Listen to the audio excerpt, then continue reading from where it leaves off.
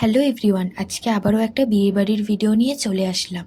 তো সেখানে গিয়ে আমি কি কি খেলাম সব তোমাদের দেখাবো এই ভিডিওতে। তো প্রথমেই আমি চলে গেলাম স্টার্টারের দিকে। স্টার্টারে কিন্তু অনেক কিছুই ছিল। তো সেখান থেকে আমি নিয়ে নিলাম চিকেন ড্রাই ফ্রাই, যেটা খেতে কিন্তু দারুণ ছিল। তারপরে আমি চলে গেলাম ফুচকা খেতে। ফুচকা কাউন্টারও কিন্তু অনেক ভিড় ছিল। দেন আমি নিয়ে নিলাম কর্নের চপ, যেটা আমি আগে কখনো খাইনি। অ্যান্ড এটা ছিল আমার ফ্রেন্ডের কাকুর রিসেপশন। আর আমাকে লুকটাতে কেমন লাগছে তোমরা কিন্তু অবশ্যই কমেন্ট করে জানাবে। তো চলো এবার মেন কোর্সে যাওয়া যাক। বসার সঙ্গে সঙ্গে প্লেট দিয়ে দিল। দেখো প্লেটগুলো কি সুন্দর দেখতে।